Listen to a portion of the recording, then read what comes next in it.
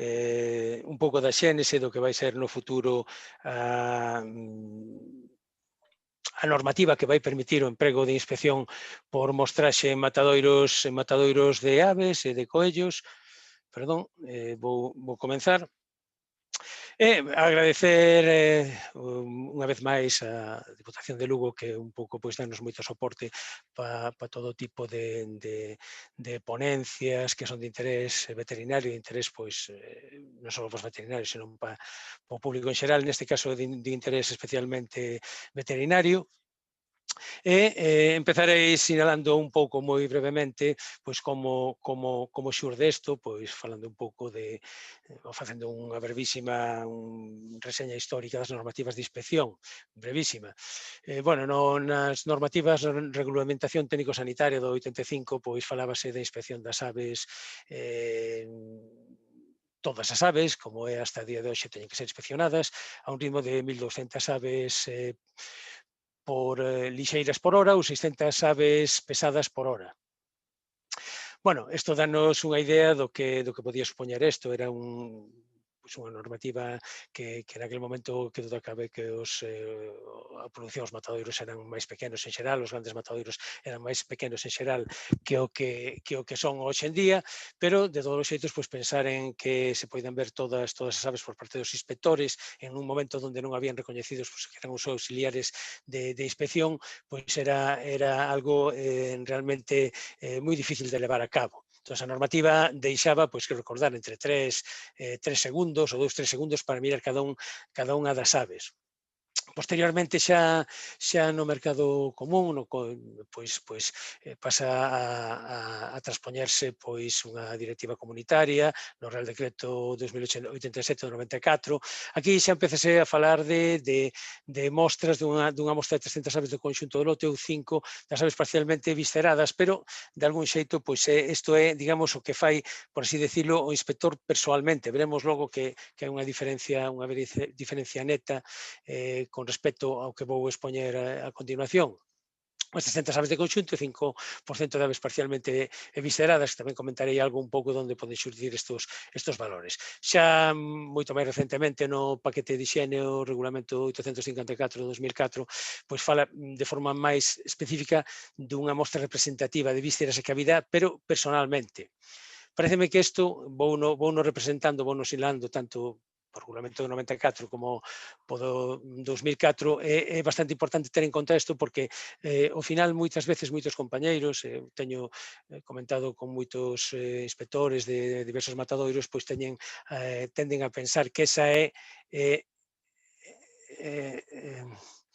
Begoña, por favor, deja de compartir. Vale. Vese ahora ben, volves a ver? Sí, a ver se estamos quietiños e atentos á pantalla. O que estaba dicindo que non se ve a pantalla compartida, Carlos. Non se ve? A ver, espera, Vale, descompartir, espera. Vamos a ver. Ahora, sí, non? No. Ahora? Tampouco. Espera, non. Ahora sí, non? Venga, a ver si... Vamos a ver, pareceme importante facer fincapé un pouco nesto porque realmente a xente chega a pensar que isto que viña recollido aquí no Regulamento 854 era inspección post-mortem.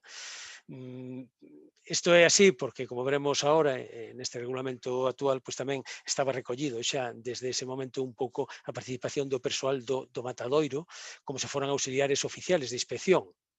E realmente iso forma parte da inspección post-mortem. Eso sí, nese sentido, hoxe en día, supervisado na nova terminoloxía do Regulamento 2017/625 e dos novos que foron publicados o ano pasado, supervisados, digamos, polo inspector, non? Entonces, no 2017 publicase o Regulamento 625, 2017/625, que sabemos que deroga 854, 872, e sinala que as modalidades prácticas, digamos, aspectos prácticos de como se fan tanto as inspeccións, etc., se publicarían no 2019, como así foi a final do 2019, publicase o Regulamento 2019/627, que especifica as modalidades prácticas da inspección nos matadoiros, e tamén o 624, que fala de inspección fora do matadoiro e a inspección polos auxiliares, non vou a falar ahora diso, e o 628 tamén, pois, que fala un pouco dos certificados que teñen lugar ou que son de aplicación para todo este tipo de aspectos. Pois moi ben, nesta regulación, no 627 de 2019, 627, no artículo 25 establecese as modalidades prácticas para a inspección post-mortem das aves de corral. Isto tamén, o caso dos lagomorfos tamén, isto é unha cousa que é así. Entonces vemos estes tres, este punto 1 é un punto que é igual basicamente o que viña antes no paquete de higiene, no regulamento 854. Sinala que todas as aves, vale, todas as aves serán sometidas a inspección post-mortem a que poderá prestar asistencia persoal dos matadoiros de conformidade co artigo 18, etc. Entonces, bueno, todas as aves fijaremos da asistencia do persoal dos matadeiros, que funcionan como se foran auxiliares, pero son persoal dos matadoiros, de acordo? Entón, eso forma parte da inspección post-mortem. E si, volve a decir que o veterinario oficial ou o auxiliar oficial, que aquí pues, estános dicindo que son, de feito, persoal que está, pues, que forma parte da administración, non? Que é pagado pola administración, é independiente logo do persoal dos matadoiros. Pois fará estes controles, que son inspección diaria de vísceras e cavidades, unha mostra representativa de cada manada, ou falaremos tamén do concepto de manada un pouco, inspección detallada dunha mostra aleatoria, etc. Outros exámenes necesarios, cando haxa motivos para decomisar pois, todo o lote. Fai referencia a toda a manada, non? Ou todo o lote de animales que está sendo sacrificado. Bueno, esta parte do artigo é exactamente o mesmo, basicamente, que viña no outro regulamento.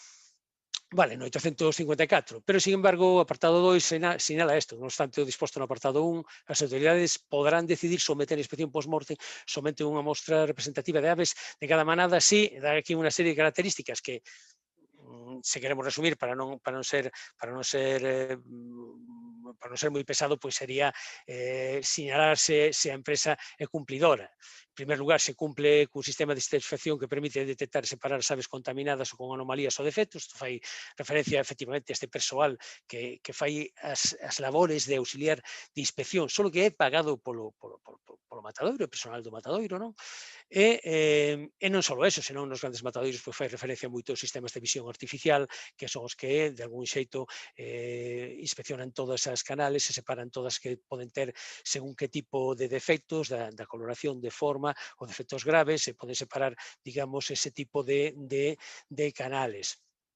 Vale, eso por unha parte, e logo, pois, historial de cumprimento tanto dos criterios microbiolóxicos, os criterios de control de puntos críticos, outras normas de higiene, e na inspección antemortem non hai nada, é dicir, trataríase de unha inspección post-mortem de rutina, non hai nada que permita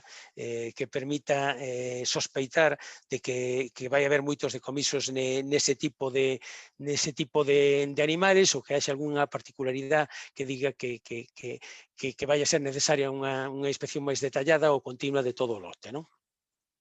Bueno, entonces, digo isto porque hai que fixarse moi ben que aquí hai que separar o que é a axuda do persoal, que é o que había hasta ahora, pero que, digamos, estaba supervisado do que é esta inspección por mostraxe, en donde, por unha parte, todo faino, o faría todo o matadoiro, daría, digamos, os seus porcentaxes de decomiso, ou daría un rexistro, efectivamente, do que está declarando como non apto, e, por outra parte, o inspector pois faría unha mostra representativa, tomaría unha mostra representativa, faría a inspección post-mortem desa mostra e sería o que faría e, digamos, que contrastaría, como vamos vindo, como veremos, pois, esos resultados que obteña. Bueno, a luz desto, desde o Ministerio de Sanidade, pois, solicítanos o Comité Científico da ESAN que realicemos unha evaluación para determinar o tamaño de mostra que se pode considerar representativo, en relación con a inspección post-mortem de cada manada de aves de corral e de lagomorfos, lotes de lagomorfos de cría sacrificados o mesmo día e procedentes dunha mesma explotación. Que este foi un informe que me tocou coordinar a min, que acaba de ser publicado recentemente. Isto vai servir de guía pois para unha normativa que vai se publicar, entendo que o ano que ven, pois sobre esta inspección por mostrose específica, non? E que vou comentar un pouco pois como xurde.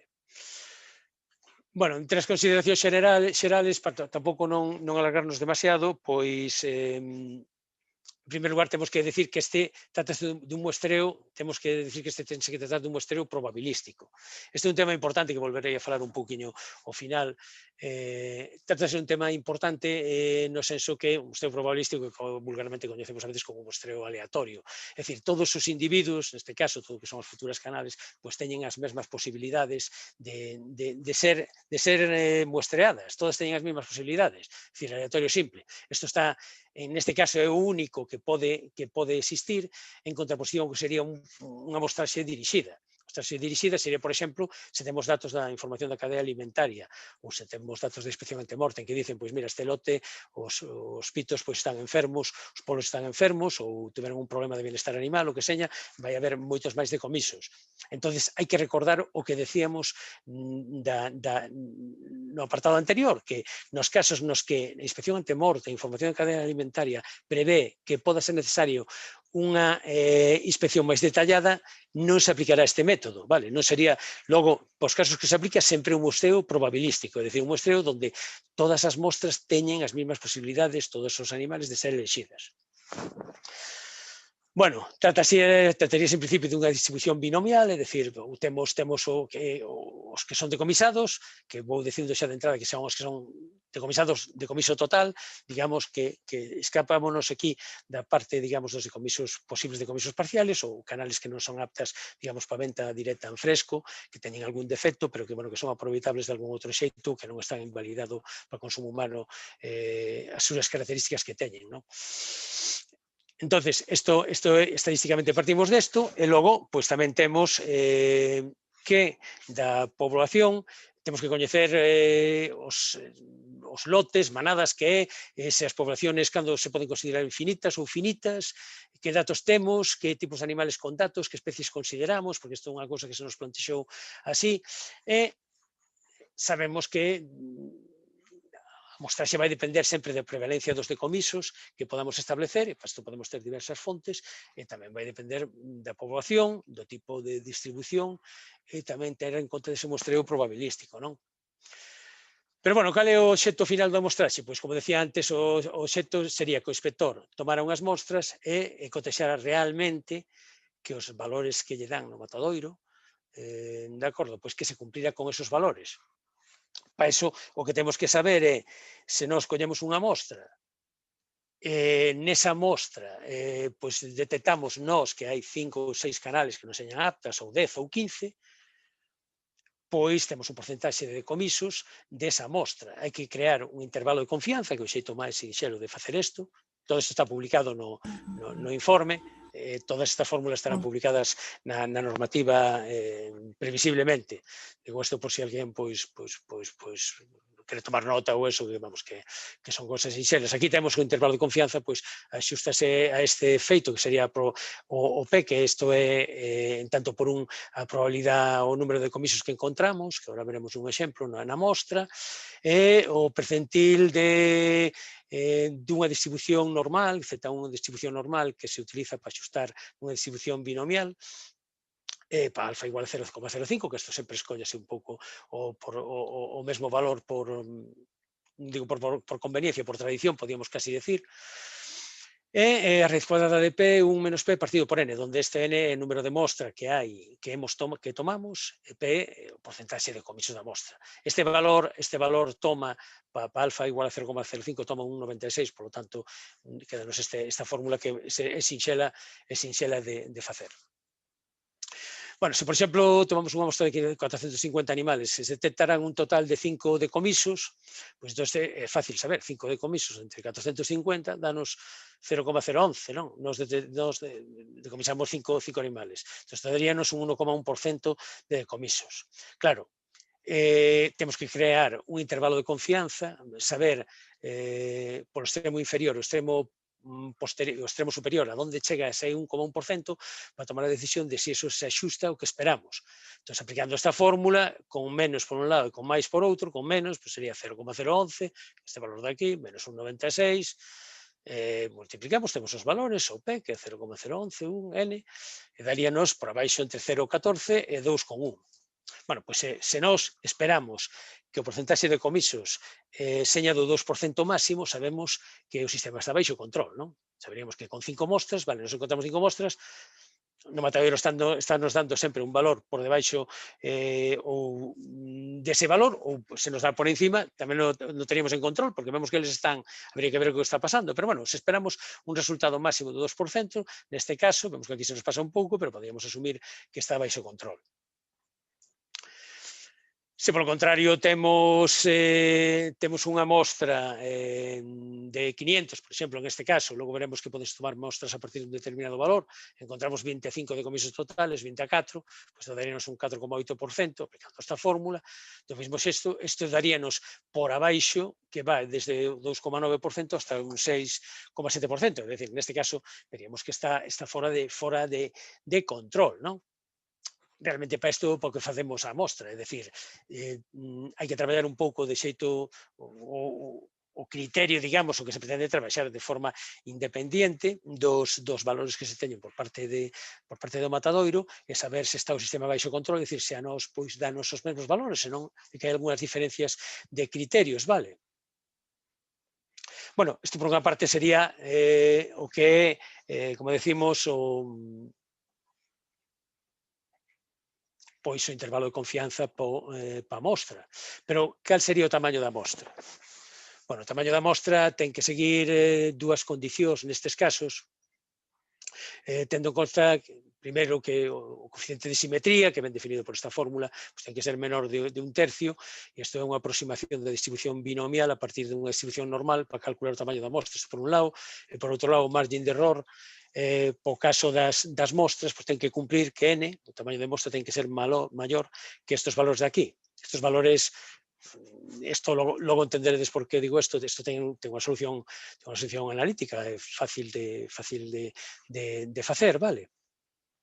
Pero que si vemos aquí, bueno, en primeiro lugar, temos esta P. Esta P de aquí non é esta que poñemos antes no intervalo de confianza. Esta de aquí é a proporción de decomisos ou o número de decomisos en tanto por uno ou en porcentaxe do mismo, vamos, porque son unha forma de poñelo, que se espera para a poboación, non para a mostra, para a poboación completa. Entón, nós temos que ter unha idea aproximada ou temos que aplicar este valor, temos que coñecer este valor, de acordo? Para poder despois despexar esta n e saber cal é o tamaño de mostra mínima. Entón, bueno, isto pódese facer, nós pois fixemos un traballo de búsqueda bibliográfica pois intenso para ver pois un pouco todos os datos que hai do noso entorno, e vimos pois que hai, sempre estamos falando, este é un tema importante, gustame referenciar isto porque a veces pode levar a confusión, pero na normativa pois vai quedar claro, vale? Son decomisos totales, pois revisando toda a bibliografía que hai do noso entorno, máis ou menos andaríamos nas aves, en broiles, en torno ao 1%, pero hai varios datos que pasan de 1%, en pavos un pouco máis alto, está un 85%, de un 20 a un 40 en patos, en pintadas un 20, en coellos incluso a veces valores un pouco máis baixos, creo que a veces chegan a 1,4. Bueno, estes son os maiores dos casos, claro, hai algúns datos para animales de desvelle, algúns casos para animales que digamos que non podemos considerar que sean os animales normales, que son destinados a sacrificio para consumo industrial, que levan hasta valores de hasta un 15%. Evidentemente, non parece lóxico aplicar como valor inicial de referencia ese. Pero en estes casos sí tamén vemos que en casi todos os casos pasa de 1 e parece lóxico pois aplicar un valor de un 2% como valor de referencia. Hai que sinalar aquí, isto é un tema importante, que canto menor sea a prevalencia, o tamaño de mostra tamén ten que ser normalmente máis alto. Iso tamén pois plantexa algúns problemas, sobre todo algunha perda de consistencia con respecto a esos valores que comentaba que estaban nas normativas clásicas, que a mí parecíame que era importante que os valores que obtiviéramos ao final pois foran consistentes con esos, non? Entonces, bueno, temos que tomar este valor de referencia. De onde veñen para estes casos? Bueno, para estes casos, na gran maioría de casos son defectos claros, o sea, son caquexias. Aquí vemos, pois, unha canal normal, vese os peitos moito máis grandes, aquí vese, pois, notase os osos, notase unha gran diferencia, ou neste caso que de unha galiña de desvelle, pois vese claramente como está totalmente caquético, neste caso, pois, unha hemorragia masiva, pois, un cambio de coloración obvio. É dicir, sempre son cousas que a inspección vense claras, cambios de coloración, caquexia ou alteracións claras, tanto a nivel de canal como de vísceras, que teño estas, ou teño tamén as das citis, que son frecuentes, aquí digamos, a nivel abdominal, esta acumulación de líquido, normalmente pois sabemos pois, a nivel de daño hepático, de daños da circulación e que teñen un carácter xeral, e que son facilmente evidenciables. Bueno, todos estes casos, sobre todo, os cambios de coloración, as caquexias, as ascitis, algún caso máis, pero moi similar a este, son aproximadamente o 80% dos decomisos que se recollen nos traballos que tomamos como referencia. Entón, bueno, se nós tomamos ese valor de referencia do 2%, teríamos que aplicar estas fórmulas para ver que é o que nos dan, non? Entón, aquí, fixaros que poñemos este 0,02, o valor de referencia para o P, e daríanos que cumplirían a condición 2 sempre cúmplese con tamaño de mostras menor, neste caso de 188 serían 199 animales, e no caso da condición 1, pois fan falta máis de 423 animales, o sea, o tamaño mínimo de mostra. Se consideramos digamos, un porcentaje de decomisos do 2%, que é o que marca a bibliografía, pois previsiblemente é o que hai na maioría dos matadoiros industriales grandes que se publican e no noso entorno. Xa digo, tamén fora en outros países, publicacións en outros sitios, pois hai outros valores un pouco diferentes. Pues, nos collendo isto, pois teríamos que o tamaño, o cálculo de mostra mínimo, que isto é importante, N debería ser maior de 424 unidades.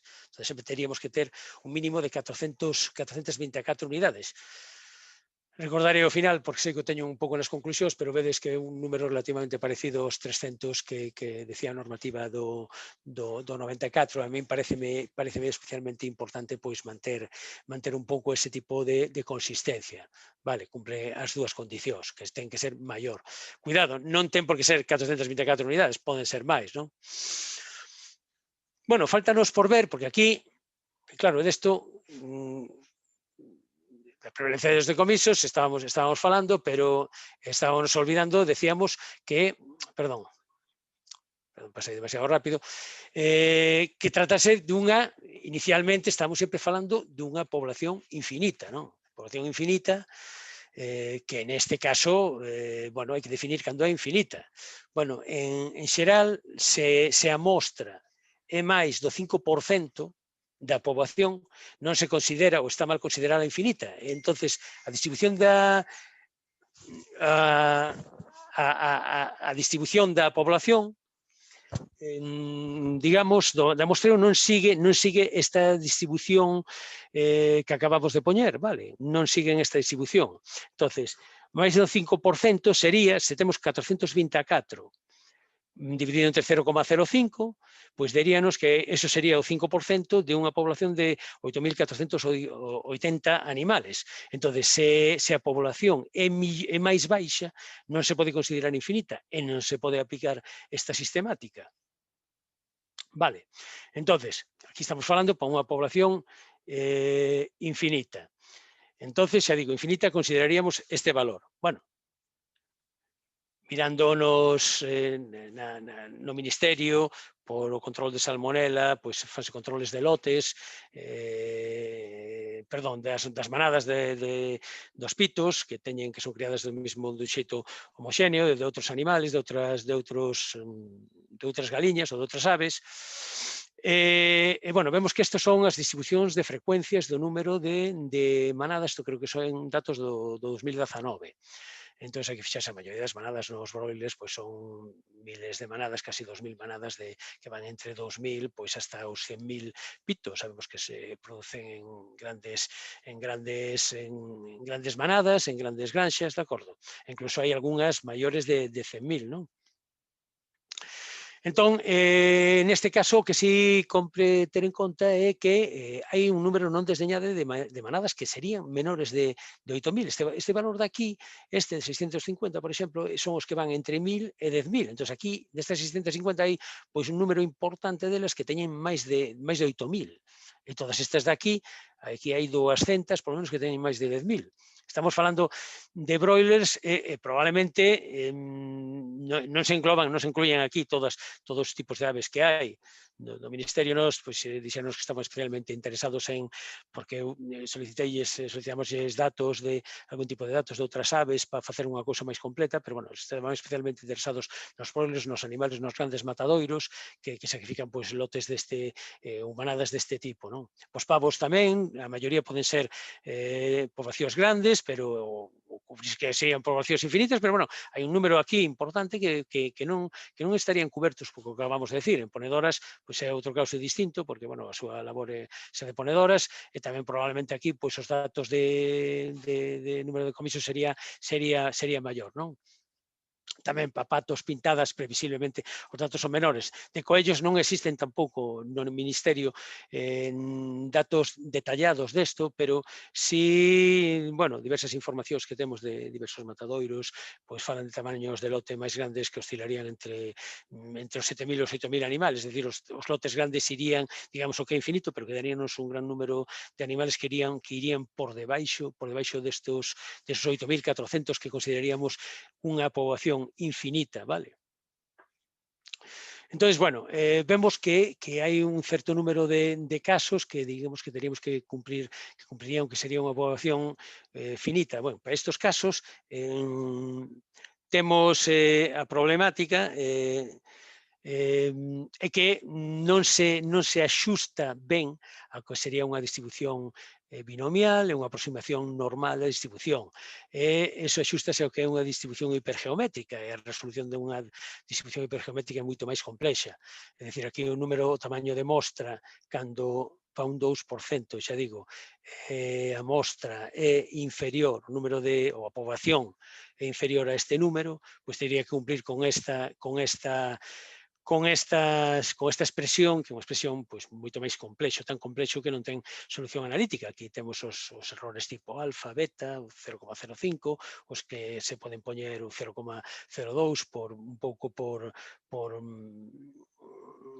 conveniencia, vamos, ou porque habitualmente se toman esos valores. Temos este valor de C, que sería o número de animales que non cumplen, que serían esos que se nos escaparían do intervalo de confianza.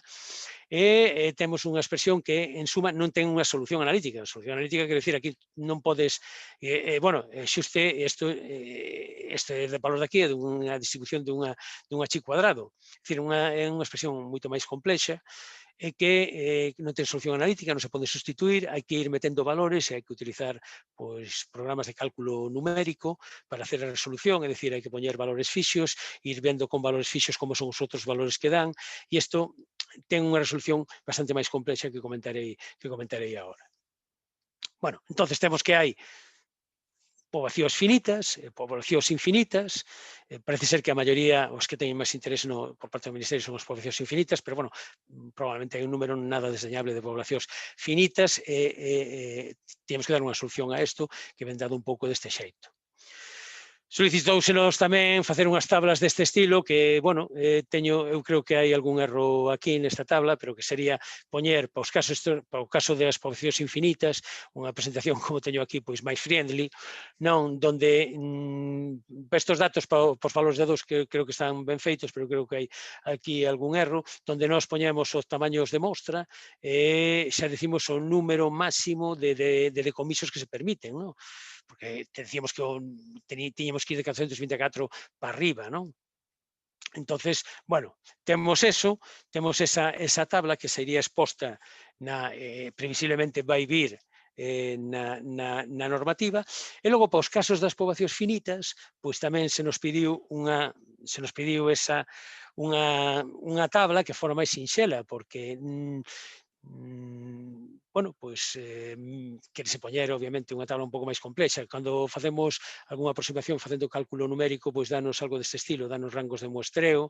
Os rangos de muestreo son, en xeral, como podemos ver aquí, variables, e os valores, digamos, pois máximos de decomisos son fixos en algún caso, e poden parecer incoherentes, pero está ben resolta a resolución, a distribución deste xeito, non? O importante é dar os valores máximos de decomisos para decir que estamos baixo control ou non, de acordo?